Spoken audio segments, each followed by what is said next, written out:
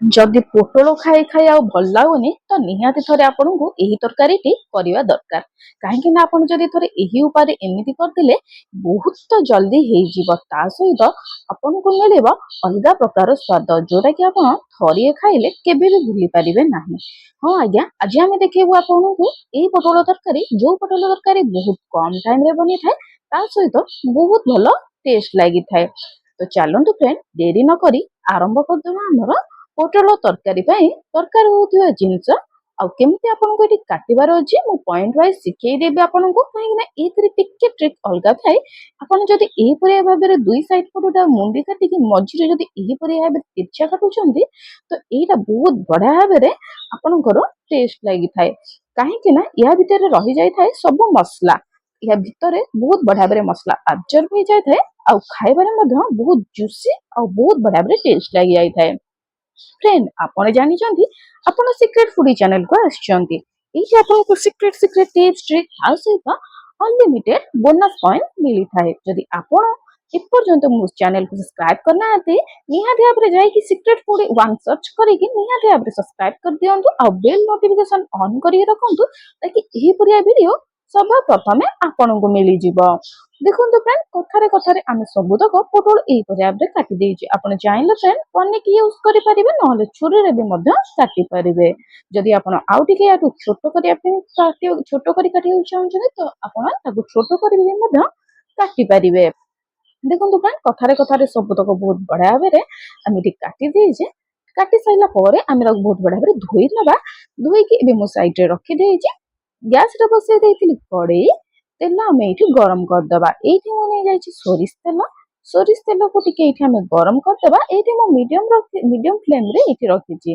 ଆପଣ ଧ୍ୟାନ ଦିଅନ୍ତୁ ଫ୍ରେଣ୍ଡ, ଯଦି ଆପଣ ଯେକୌଣସି ତେଲ ୟୁଜ କରିବା ପାଇଁ ଚାହୁଁଛନ୍ତି ତେଲ ୟୁଜ କରିପାରିବେ, କିନ୍ତୁ ଯଦି ଆପଣ ସୋରିଷ ତେଲ ତ ୟୁଜ କରୁଛନ୍ତି ତ ଏଇଟା ଆହୁରି ସୁଆଦିଆ ଲାଗେ। ପୋଟଳ ସହିତ ଯଦି ସୋରିଷ ତେଲ ଆପଣ କରୁଛନ୍ତି, ଆପଣଙ୍କୁ ବାସ୍ନା ଆସିବ ମାଛ ଭଜାର ବାସ୍ନାଟା, ଯୋଉଟା କି ପୋଟଳ ଆଉ ସୋରିଷ ତେଲରେ ଆସିଥାଏ। ତ ଯଦି ଆପଣ ଚାହୁଁଛନ୍ତି ତ ଏହିପରି ଭାବେ ସୋରିଷ ତେଲ ୟୁଜ କରିପାରିବେ, ନହେଲେ ରିଫାଇନ ମଧ୍ୟ ୟୁଜ କରିପାରିବେ। କିମ୍ବା ଯେକୌଣସି ଖାଇବା ତେଲ ଆପଣ ୟୁଜ କରୁଛନ୍ତି ସେ ତେଲ ଆପଣ ଏଠି ୟୁଜ କରିପାରିବେ। ଟିକେ ଫ୍ରେଣ୍ଡ ଦେଖନ୍ତୁ, ଆମେ ଏହିପରି ଭାବରେ ମିକ୍ସ କରିଦବା। ମାନେ ତେଲରେ ଟିକେ ଆମେ ଏହିପରି ଭାବରେ ଛାଡିଦବା। ଆଉ ଆପଣ ଧ୍ୟାନ ଦେବେ ଫ୍ରେଣ୍ଡ, ଯେତେବେଳେ ଆପଣ ପୋଟଳ ପକଉଛନ୍ତି ତେଲରେ ଟିକେ ସମୟ ପାଇଁ ସାଇଡ ହେଇଯିବେ। କାହିଁକି ନା ତାର ପୋଟଳରେ ଯୋଉ ଏକ୍ସେସ ପାଣି ଥାଏ ତାହା ଲାଗିବା ଦ୍ଵାରା ତେଲରେ ଟିକେ ଉପରକୁ ଛିଟିବାର ଆଶଙ୍କା ଥାଏ। ତ କିଛି ସେକେଣ୍ଡ ପାଇଁ ଟିକେ ପୋଟଳ ପକେଇ ସାରିଲା ପରେ ଟିକେ ସାଇଡ ହେଇଯାଆନ୍ତୁ। ଆପଣଙ୍କୁ ଯେମିତି ଭିଡିଓରେ ଦେଖାଉଛି ଠିକ ସେହିପରି ଭାବରେ ଆପଣଙ୍କୁ ଏଇଠି କରିବାର ଅଛି। ବେଶୀ ସମୟ ନାହିଁ ଫ୍ରେଣ୍ଡ, ଟିକେ ଆମେ ଏଇଠି ଲୋ ଟୁ ମିଡିୟମ ଦେଇଛେ। ଏବେ ମୁଁ ପୁରା ଲୋ କରିଦେଇଛି, କାହିଁକି ନା ପାଣି ଯେହେତୁ ଟିକେ ଟିକେ ଲାଗିଛି, ତ ହାଇ କଲେ କିମ୍ବା ମିଡିୟମ କଲେ ଉପରକୁ ଆସିବାର ଆଶଙ୍କା ଥାଏ। ତେଣୁକରି ଫ୍ରେଣ୍ଡ ମୁଁ ଏଇଠି ଲୋ ଫ୍ଲେମରେ ରଖିଦେଇଛି। ଏଠି ଦେଖିପାରୁଥିବେ ଫ୍ରେଣ୍ଡ, ଟିକେ ପାଣି ମରି ସାରିଲା ପରେ ମୁଁ ମିଡିୟମ ଫ୍ଲେମ ଦେଇଦେଇଛି। ମିଡିୟମ ଫ୍ଲେମରେ ଏଠି ମୁଁ ଭାଜୁଛି। ମିଡିୟମ ଫ୍ଲେମରେ ବହୁତ କମ ଟାଇମରେ ମଧ୍ୟ ହେଇଯାଇଥାଏ। ଯଦି ଆପଣ ଚାହୁଁଛନ୍ତି ପାଣି ଆଦୌ ନ ଲାଗିବା ପାଇଁ, ତ ଆପଣ ଏଇଠି ତାକୁ ଯେକୌଣସି କପଡା କିମ୍ବା ଟିସୁରେ ପୋଛିକି ଡାଇରେକ୍ଟ ତେଲ ଉପରେ ମଧ୍ୟ ପକେଇ ପାରିବେ। ଯେହେତୁ ଆମେ ଅଳ୍ପ ମାତ୍ରାରେ କରୁଛେ ତ ବେଶୀ ପାଣି ଆସିବନି। ଯଦି ଆପଣ ଅଧିକ ମାତ୍ରାରେ କରୁଛନ୍ତି ତ କଟା ହେବା ପୂର୍ବରୁ ମଧ୍ୟ ଧୋଇକି ଆପଣ ଏଇଠି କରିପାରିବେ। ଦେଖନ୍ତୁ ଫ୍ରେଣ୍ଡ, ମୁଁ ସବୁତକ କାଢି ଦେଇଛି। ସେ କଡେଇରେ ମୁଁ ଆଉ ଟିକେ ମଧ୍ୟ ତେଲ ନେଇଯାଇଛି। ତେଲ ଏଇଠି ଆମର ବହୁତ ବଢିଆ ଭାବରେ ଗରମ ହେଇଯାଇଛି। ସେଇଠି ମୁଁ ଦେଇଦଉଛି ଜିରା। ଏଠି ଦେଖିପାରୁଥିବେ ଫ୍ରେଣ୍ଡ, ଜିରା ମୁଁ ନେଇଯାଇଛି ଅଧ ଚାମଚ। ଜିରାକୁ ଟିକେ ଆମେ ଏଇଠି ଫୁଟିବାକୁ ଛାଡିଦବା। ଜିରା ଫୁଟି ସାରିଲାଣି। ଲମ୍ବା ଲମ୍ବା କଟା ହେଇ ରଖିଥିବା ଗୋଟିଏ ଛୋଟ ପିଆଜ ମୁଁ ଏଇଠି ନେଇଯାଇଛି। ତାକୁ ବହୁତ ବଢିଆ ଭାବରେ ଆମେ ତେଲରେ ପକେଇଦବା, ତାକି ଆମର ପିଆଜଟା ବହୁତ ବଢିଆ ଭାବରେ କଲର ଚେଞ୍ଜ କରିଦବ। ଦେଖିପାରୁଥିବେ ଫ୍ରେଣ୍ଡ, ଏଇଠି ମୋର ଫ୍ଲେମ୍ ଅଛି ଲୋ ଟୁ ମିଡିୟମ ଫ୍ଲେମ୍। ମୁଁ ଏଇଠି ହାଇ ଫ୍ଲେମ୍ କରିନି। ଆପଣ ଯଦି ଟିକେ ଜଲ୍ଦିରେ ଅଛନ୍ତି ତ ହାଇ ଫ୍ଲେମ୍ କରିବେ ଆଉ ବାରମ୍ବାର ଆପଣଙ୍କୁ ଚଲେଇବାର ଅଛି। ଏଠି ମୁଁ ଲୋ ଟୁ ମିଡିୟମ ଫ୍ଲେମ୍ କରିକି ରଖିଛି ଫ୍ରେଣ୍ଡ। ଏପରି ଭାବରେ ଦେଖନ୍ତୁ ବହୁତ ବଢିଆ ଭାବରେ ଆମେ ଏଇଠି ମିଶେଇଦବା। ମିଶେଇ ଦେଇକି ୟାକୁ ଆମେ ଟିକେ ସମୟ ପାଇଁ ଛାଡିଦବା, ତାକି ଆମର ପିଆଜଟା କଲର ଟିକେ ଚେଞ୍ଜ ହେଇଯିବ। ଏଇଠି ଦେଖିପାରୁଥିବେ ଫ୍ରେଣ୍ଡ, ଆମର ବହୁତ ବଢିଆ ଭାବରେ ପିଆଜର କଲର ଧୀରେ ଧୀରେ ଚେଞ୍ଜ ହେଇଗଲାନି। ଫ୍ରେଣ୍ଡ, ୟା ପରେ ଆମକୁ କିଛି କରିବାର ନାହିଁ। ବହୁତ ସହଜ ଜିନିଷ ଯୋଉଟା କି ଘରେ ଘରେ ରୁହେ, ସେଇଟା ହଉଛି ଟମାଟର। ତ ଟମାଟୋକୁ ଆମକୁ ଏଇଠି ଛୋଟ ଛୋଟ ଏଇଭଳି ଭାବରେ ପିସ୍ରେ କାଟିକି ଦେଇଦେବାର ଅଛି। ଫ୍ରେଣ୍ଡ ଆପଣ ଚାହିଁଲେ ତାକୁ ଗ୍ରାଇଣ୍ଡ ମଧ୍ୟ କରିକି ଦେଇପାରିବେ, କିନ୍ତୁ ମୁଁ ଏଠି ଛୋଟ ଛୋଟ ପିସ୍ରେ କାଟିକି କାହିଁକି ନେଇଛି ମୁଁ ଆପଣଙ୍କୁ ଏଇଟା ଆଗକୁ କହିବି। ଦେଖନ୍ତୁ ଫ୍ରେଣ୍ଡ, ଏଇଠି ମୁଁ ବଡ଼ 3 ଚାମଚ ହବ ଅଦା ରସୁଣ ତା ସହିତ ପିଆଜ ଆଉ ଗୋଟିଏ ଶୁଖିଲା ଲଙ୍କାର ପେଷ୍ଟ ଏଇଠି ମୁଁ ଦେଇଦେଇଛି। ୟାକୁ ଦେଖିପାରୁଥିବେ ଫ୍ରେଣ୍ଡ, ଟିକେ ଆମେ ଏଇଠି ଲୁଣ ଦେଇଦେବା। ଲୁଣ ସ୍ୱାଦ ଅନୁସାରେ ଦେବା, ଯେମିତିକି ଆମର ଲୁଣ ବେଶୀ ଲୁଣିଆ ହବନି ଆଉ ସିଝିବ ମଧ୍ୟ ବହୁତ ବଢ଼ିଆ ସେ। ହଳଦୀ ଗୁଣ୍ଡ ମଧ୍ୟ ଏଇଠି ଆମେ ଦେଇଦେବା 1/2 ଚାମଚ, ଯେତିକି ଖାଇବାରେ ଆମକୁ ଦରକାର ଥାଏ ସେତିକି ଆମେ ଏଇଠି ନେଇଯିବା ହଳଦୀ ଗୁଣ୍ଡ। ଲଙ୍କା ଗୁଣ୍ଡ ଏଇଠି ଆମେ ଦେଇଦେବା ଫୁଲ୍ 1 ଚାମଚ। ଏଇଠି ଦେଖନ୍ତୁ ଫ୍ରେଣ୍ଡ, ଲଙ୍କା ଗୁଣ୍ଡ ମୁଁ ଅଧିକ ୟୁଜ୍ କରିଛି, କାହିଁକି ନା ଏଇଟା ଟିକେ କଲର୍ ଆସିବ, ବେଶୀ ରାଗ ନଥାଏ, ତେଣୁକରି ମୁଁ 1 ଚାମଚ ୟୁଜ୍ କରୁଛି। ଆପଣ ଚାହିଁଲେ 1/2 ଚାମଚ ମଧ୍ୟ ୟୁଜ୍ କରିପାରିବେ, ଯଦି ଛୋଟ ଛୁଆ ଖାଉଛନ୍ତି ତ ଅଳ୍ପ ମଧ୍ୟ ୟୁଜ୍ କରିପାରିବେ। ଏଇଠି ମୁଁ ନେଇଯାଇଛି ଚିକେନ୍ ମସଲା। ଚିକେନ୍ ମସଲା ମୁଁ ଏଇଠି ଦେଇଛି 1 ଚାମଚ। ଯଦି ଫ୍ରେଣ୍ଡ ଆପଣଙ୍କ ପାଖରେ ନାହିଁ ତ ଆପଣ ସ୍କିପ୍ କରିପାରିବେ, କିମ୍ବା ଆପଣ ଯେକୌଣସି ଭେଜିଟେବୁଲ୍ ମସଲା ୟୁଜ୍ କରିପାରିବେ, ନହେଲେ ଆପଣ ଏଠି ଜିରା ଧନିଆ ଗୁଣ୍ଡର ମଧ୍ୟ ୟୁଜ୍ କରିପାରିବେ। ମସଲା ଦେବା ଦ୍ୱାରା ହେଇଥାଏ କ'ଣ, ଟିକେ ଆମର ବାସ୍ନାଟା ବହୁତ ବଢ଼ିଆ ଭାବରେ ଆସିଥାଏ, ଯାହାଦ୍ୱାରା ଖାଇବାଟା ଆହୁରି ଟେଷ୍ଟ ଲାଗିଥାଏ। ଯଦି ଆପଣ ଚାହିଁବେ ବିନା ମସଲାରେ ବି ମଧ୍ୟ କରିପାରିବେ ଏହିପରି ଭାବରେ, ମସଲା ନ ପକାଇକି ଯଦି ମସଲା ପକାଉଛନ୍ତି ତ ଭଲ ବାସ୍ନା ଆସିଥାଏ। ଫ୍ରେଣ୍ଡ ଦେଖନ୍ତୁ, ଆମେ ସବୁତକ ମସଲାକୁ ବହୁତ ବଢ଼ିଆ ଭାବରେ ଲୁଣ ହଳଦୀ ଲଙ୍କାଗୁଣ୍ଡ ସହିତ ମସଲା ସହିତ ମିକ୍ସ କରି ଦେଇଛେ। ୟାକୁ ଆମେ କିଛି ସେକେଣ୍ଡ ପାଇଁ ଛାଡ଼ିଦେବାର ଅଛି। ଛାଡ଼ିଦେଲେ ଆମର ମସଲାଟା ବହୁତ ବଢ଼ିଆ ଭାବରେ କଷି ହେଇଯିବ। ଜଲ୍ଦି ହେବା ପାଇଁ ଆମକୁ କରିବାର କ'ଣ ଅଛି, ଏଇଠି ଢାଙ୍କୁଣୀ ଘୋଡ଼େଇ ଦେବା। ଘୋଡ଼େଇ ଦେଇକି କିଛି ସମୟ ପାଇଁ ଟିକେ ଛାଡ଼ିଦେବା। ଫ୍ରେଣ୍ଡ ମୁଁ ଏଠି 3 ରୁ 4 ମିନିଟ୍ ଛାଡ଼ି ଦେଇଥିଲି, ଆଉ ବହୁତ ବଢ଼ିଆ ଭାବରେ ମସଲାଟା ମଧ୍ୟ କଷି ହେଇଯାଇଛି। କଷି ହେଲା ବୋଲି ଆପଣ ଜାଣିବେ କେମିତି, ଯଦି ମସଲା ଆପଣଙ୍କର କଡ଼େଇରେ ଲାଗୁନି ତ ଆପଣ ଜାଣିବେ ମସଲାଟା ବହୁତ ବଢ଼ିଆ ଭାବରେ ଏଇଠି କଷି ହେଇଯାଇଛି। ଏବେ ଦେଖନ୍ତୁ ଫ୍ରେଣ୍ଡ, ପାଣି ଟିକେ ଦେଇଦେବା। ପାଣି ଦେଇକି ଏଇଠି ଆପଣଙ୍କୁ ଟିକେ ଟାଇମ୍ର କଷିବାର ଅଛି।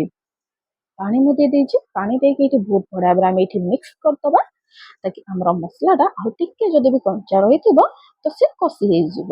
ଦେଖନ୍ତୁ ଫ୍ରେଣ୍ଡ, ବହୁତ ଲୋକ କୁହନ୍ତି କି ପାଣି ଦେବା କଥା ନୁହଁ, କିନ୍ତୁ ମୁଁ କହୁଛି ଫ୍ରେଣ୍ଡ, ଯଦି ଆପଣ ପାଣି ଦେବେନି ତ ମସଲାଟା ଆପଣଙ୍କର ସିଝିବ କେମିତି, କଷି ହେବ କେମିତି। ତେଣୁକରି ଫ୍ରେଣ୍ଡ, ଟିକେ ସିଝି ସାରିଲା ପରେ, କଷି ହେଇସାରିଲା ପରେ ଆପଣ ତାକୁ ପାଣି ଦେଇକି ଟିକେ ଟାଇମ୍ ଫୁଟେଇ ଦିଅନ୍ତୁ, ତାକି ପିଆଜର ଗନ୍ଧ, ମାନେ ପିଆଜର ଏକ୍ସେସ୍ ବାସ୍ନାଟା ଆସିଥାଏ, ସେ ବାସ୍ନାଟା ଆପଣଙ୍କୁ ଆଉ ହବନି। ଏ ଦେଖନ୍ତୁ ଫ୍ରେଣ୍ଡ, ଏହିପରି ଭାବରେ ପାଣି ଦେଇକି ଆପଣଙ୍କୁ କିଛି ସମୟ ପାଇଁ ଏଇଠି ଛାଡ଼ିଦେବାର ଅଛି। ଏଇଠି ମୁଁ ଲୋ ଫ୍ଲେମ୍ରେ ରଖିଛି, ହାଇ ଫ୍ଲେମ୍ରେ କଲେ ଲାଗିଯିବ, ତେଣୁକରି ଲୋ ଫ୍ଲେମ୍ରେ ରଖିକି ଟିକେ ଟାଇମ୍ ଘୋଡ଼େଇ ଦେଇଛି। ଘୋଡ଼େଇ ଦେଲେ ବହୁତ ଜଲ୍ଦି ହେଇଯାଇଥାଏ, ତ ୟାକୁ ମୁଁ 2 ରୁ 3 ମିନିଟ୍ ଫ୍ରେଣ୍ଡ ଘୋଡ଼େଇ ଦେଇଛି। ଆପଣଙ୍କୁ ବାସ୍ନା ଆସିବ, ବହୁତ ବଢ଼ିଆ ବାସ୍ନା ଆସିଯିବ, ଜାଣିବେ ଆପଣ କି ମସଲାଟା ରେଡ଼ି ହେଇଗଲାଣି। ତାପରେ ଆପଣ ଏଇଠି ଢାଙ୍କୁଣୀଟି ଉଠେଇ ଦେବେ। ଦେଖନ୍ତୁ ଫ୍ରେଣ୍ଡ, ଟମାଟୋ ଏହିପରି ଭାବରେ ଛୋଟ ଛୋଟ କାଟିକି ଦେବା ଦ୍ୱାରା ହେଇଥାଏ କ'ଣ, ଖାଇଲା ବେଳେ ପାଟିକୁ ଆସିଥାଏ ଟମାଟୋ, ଆଉ ତାର ଟେଷ୍ଟ ମଧ୍ୟ ଲାଗିଥାଏ, ସ୍ୱାଦ ମଧ୍ୟ ଲାଗିଥାଏ। ଯଦି ଆପଣ ଗ୍ରାଇଣ୍ଡ କରିକି ଦେଉଛନ୍ତି ତ ଆପଣଙ୍କୁ ଭଲ ବି ଲାଗିବ, କିନ୍ତୁ ଯଦି ଆପଣ ଗ୍ରାଇଣ୍ଡ କରିକି ଦେଉଛନ୍ତି ତ ମସଲାଟା ଆପଣଙ୍କୁ ବହୁତ ହେଭି ହେଲା ପରିକା ଲାଗିବ, ଯେଉଁଟା ଟିକେ ଭଲ ନ ଲାଗିଥାଏ। ତେଣୁକରି ଆପଣ ଏପଟେ ଛୋଟ ଛୋଟ କାଟିକି ମଧ୍ୟ ଏଠି ୟୁଜ୍ କରିପାରିବେ। ଦେଖନ୍ତୁ ଫ୍ରେଣ୍ଡ, ଏଇଠି ମୁଁ ନେଇଯାଇଛି ପୋଟଳ, ଯେଉଁଟା ଆମେ ସବୁ ତେଲରେ ଭାଜିକି ରଖିଥିଲେ, ଆଉ ଗୋଟିଏ ସିଝା ଆଳୁକୁ ଏଇଠି ମୁଁ ଏହିପରିଆ ଭାବରେ ହାତରେ ଚାପି ଦେଇଛି। ଏଠି ମୁଁ ସାଇଜ୍ କରିକି କାଟିନି ଫ୍ରେଣ୍ଡ, ଏଠି ମୁଁ ସିଝା ଆଳୁକୁ ହାତରେ ଚାପି ଦେଇଛି। ଆପଣ ଦେଖିପାରୁଥିବେ ଫ୍ରେଣ୍ଡ, ଏଇଠି ମୁଁ 2ଟି ଛୋଟ ସାଇଜ୍ ମାନେ ମିଡିୟମ୍ ସାଇଜ୍ ସିଝା ଆଳୁ ନେଇକି ହାତରେ ଚାପି ଦେଇଛି। ଆପଣ ଯଦି ଚାହିଁବେ ଫ୍ରେଣ୍ଡ, ସିଝା ଆଳୁ ଆପଣଙ୍କ ପାଖରେ ନାହିଁ କିମ୍ବା ଆପଣ ପକାଇବା ପାଇଁ ଚାହୁଁନାହାନ୍ତି, ତ ଆପଣ ଯେତେବେଳେ ପୋଟଳ ଭାଜୁଛନ୍ତି, ପୋଟଳ ଭାଜିକି କାଢ଼ି ସାରିଲା ପରେ ଆପଣ ଏଇଠି ଆଳୁକୁ ମଧ୍ୟ ଦେଇକି ତେଲରେ ଭାଜି ପାରିବେ। ନହେଲେ ଆପଣ ଚାହିଁଲେ ଫ୍ରେଣ୍ଡ ଛୋଟ ଛୋଟ ଆଳୁ ମଧ୍ୟ କାଟିପାରିବେ, ଯାହାଦ୍ୱାରା ଆପଣ ଡାଇରେକ୍ଟ ମଧ୍ୟ ମସଲାରେ ପକାଇ ପାରିବେ। କିନ୍ତୁ ମୁଁ କହୁଛି ଫ୍ରେଣ୍ଡ, ଯଦି ଆପଣ ଏଇ ପୋଟଳ ତରକାରୀରେ ସିଝା ଆଳୁ ଦେଉଛନ୍ତି ତ ସେଇଟା ବହୁତ ବଢ଼ିଆ ଭାବରେ ଟେଷ୍ଟ ଲାଗିଥାଏ, ଆଉ ଖାଇବାକୁ ମଧ୍ୟ ଭଲ ଲାଗିଥାଏ। ଇଏ ଦେଖନ୍ତୁ ଫ୍ରେଣ୍ଡ, ଇଏ ଆମର ରେଡ଼ି ହେଇଗଲାଣି, ବହୁତ ବଢ଼ିଆ ଭାବରେ କଷି ହେଇଗଲାଣି। ୟାକୁ ଆମେ କରିବାର କ'ଣ ଅଛି, ଏ ଦେଖନ୍ତୁ ଫ୍ରେଣ୍ଡ, ବହୁତ ବଢ଼ିଆ ଭାବରେ ଆଉ ଟିକେ ଆମେ ୟାକୁ କଷିଦେବା। କଷି ଦେଇକି ଆମେ ୟାକୁ ଏହିପରି ଭାବରେ ଟିକେ ଟାଇମ୍ ପାଇଁ ଛାଡ଼ିଦେବା, ତାକି ଆମର ଆଳୁ ଆଉ ପୋଟଳରେ ବହୁତ ବଢ଼ିଆ ଭାବରେ ମସଲାଟା ଲାଗିବ ଆଉ କଷି ହେଇଯିବ। ଏଇଠି ଦେଖନ୍ତୁ ଫ୍ରେଣ୍ଡ, ମୁଁ ନେଇଯାଇଛି ପାଣି। ଏଇଠି ମୁଁ ପାଣି ଫ୍ରେଣ୍ଡ ନେଇଯାଇଛି 1 ଗ୍ଲାସ୍, ଆପଣ ଦେଖିପାରୁଥିବେ।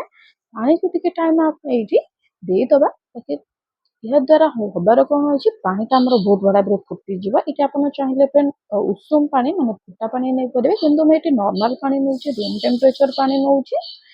ଯେଉଁ ପାଣି ଆପଣଙ୍କ ପାଖରେ ଆଭେଲେବୁଲ୍ ଅଛି ଆପଣ ସେଇ ପାଣି ଦେଇପାରିବେ, ରୁମ୍ ଟେମ୍ପରେଚର ପାଣି ନେଲେ ବି ମଧ୍ୟ ଏଠି ଚଳିଥାଏ। ଏ ଦେଖନ୍ତୁ ଫ୍ରେଣ୍ଡ, ଆମେ ୟାକୁ ଏଇଠି ହାଇ ଫ୍ଲେମ୍ କରିଦେବାର ଅଛି। କାହିଁକିନା ପାଣି ଆମେ ନର୍ମାଲ୍ ପାଣି ନେଇଛେ, ତ ଆମର ମସଲାଟା ଥଣ୍ଡା ହେଇଯିବାର ସଙ୍ଗେ ତ ଆପଣ ହାଇ ଫ୍ଲେମ୍ କରନ୍ତୁ, ପାଣି ପକାନ୍ତୁ, ଟିକେ ମିକ୍ସ କରିଦିଅନ୍ତୁ ତାକି ମସଲା ଆଉ ପାଣି ମିଶିକି ଉପର ତଳ ହେଇଯିବ। ଇଏ ଦେଖନ୍ତୁ ଫ୍ରେଣ୍ଡ, ଟିକେ ଟାଇମ୍ ପରେ ଏହିପରି ଆମେ ତାକୁ ଫୁଟେଇବାକୁ ଛାଡ଼ିଦେବା। ଆଉ ଟିକେ ଜଲ୍ଦି ହେବା ପାଇଁ ଆମକୁ ଏଇଠି ଘୋଡ଼ଣୀ ଘୋଡ଼େଇ ଦେବାର ଅଛି। ବେଶୀ ନାହିଁ ଫ୍ରେଣ୍ଡ, 4ରୁ 5 ମିନିଟ୍ ଆପଣଙ୍କୁ ଛାଡ଼ିଦେବାର ଅଛି ତାକି ପାଣିଟା ବହୁତ ବଢ଼ିଆ ଭାବରେ ଫୁଟିଯାଉ। କଞ୍ଚା ପାଣିଟା ଆମେ ଦେଇଛେ ତ ଏଠି ଟିକେ ପାଣିଟା ଫୁଟିଯିବ ଆଉ ପାଣି ସହିତ ମସଲା ସବୁ ମିଶିଯିବ, ବହୁତ ବଢ଼ିଆ ଭାବରେ ଗ୍ରେଭି ହେଇଯିବ, ଯୋଉଟାକି ଆପଣ ରୁଟି, ଭାତ, ପୁରୀ, ପରଟା କିମ୍ବା ସେମିତିରେ ବି ମଧ୍ୟ ଖାଇପାରିବେ। ଇଏ ଦେଖନ୍ତୁ ଫ୍ରେଣ୍ଡ, ଆମର ରେଡି ହେଇଯାଇଛି ପୋଟଳର ଏଇ ତରକାରୀଟି। ଫ୍ରେଣ୍ଡ, ଏବେ ଆପଣ ଗ୍ୟାସଟିକୁ ବନ୍ଦ କରିଦିଅନ୍ତୁ। ଯଦି ଚାହୁଁଛନ୍ତି ତ ଆପଣଙ୍କ ପସନ୍ଦ ମୁତାବିକ ଏଇଠି ଧନିଆ ପତ୍ର ମଧ୍ୟ ୟୁଜ୍ କରିପାରିବେ, କିନ୍ତୁ ମୁଁ ଫ୍ରେଣ୍ଡ ସେମିତି ଛାଡ଼ି ଦେଉଛି କାହିଁକି ନା ଏଇଟାର ଏମିତିରେ ହିଁ ବହୁତ ବଢ଼ିଆ ଟେଷ୍ଟ ଲାଗିଥାଏ। ତେଣୁକରି ଧନିଆ ପତ୍ର ପକାଇବା ଦରକାର ନାହିଁ। ଯଦି ଆପଣ ଚାହୁଁଛନ୍ତି ତ ଧନିଆ ପତ୍ର ମଧ୍ୟ ଆଡ୍ କରିପାରିବେ। ଏବେ ଦେଖନ୍ତୁ ଫ୍ରେଣ୍ଡ, ରେଡି ହେଇଗଲା ଆମର ଏଇ ପୋଟଳ ଆଳୁ ତରକାରୀଟି, ଯୋଉଟା ଖାଇବାରେ ବହୁତ ବଢ଼ିଆ ଟେଷ୍ଟ ଲାଗେ ଆଉ ବଢ଼ିଆ ବାସ୍ନା ବି ମଧ୍ୟ ଆସିଥାଏ। ଫ୍ରେଣ୍ଡ, ଯଦି ଆପଣ ଏପର୍ଯ୍ୟନ୍ତ ଏଇ ତରକାରୀଟି ବନେଇ ନାହାନ୍ତି ତ ନିହାତି ଭାବରେ ଫ୍ରେଣ୍ଡ ବନେଇକି ଦେଖନ୍ତୁ, ନିଜେ ଖାଆନ୍ତୁ, ଘରେ ଖୁଆନ୍ତୁ।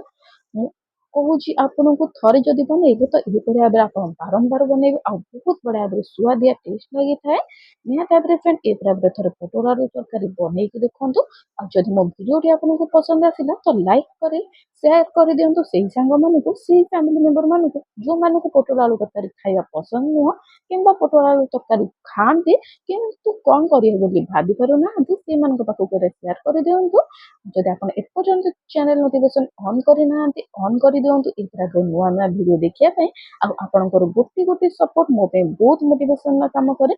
ଯଦି ଆପଣଙ୍କୁ ମୋ ଭିଡ଼ିଓଟି ଭଲ ଲାଗିଛି ତ ନିହାତି ଭାବରେ ଫ୍ରେଣ୍ଡ ଗୋଟେ ଲାଇକ୍ କରିଦିଅନ୍ତୁ, କମେଣ୍ଟ କରିଦିଅନ୍ତୁ ମତେ ଆପଣଙ୍କୁ ମୋର ଏଇ ଭିଡ଼ିଓଟି ଆପଣଙ୍କୁ କେମିତି ଲାଗିଲା। ମୁଁ ଆଶା କରୁଛି ଫ୍ରେଣ୍ଡ ମୋ ଭିଡ଼ିଓଟି ବହୁତ ଭଲ ଲାଗିଥିବ। ଯଦି ଭଲ ଲାଗିଛି please like, comment, subscribe. Thank you.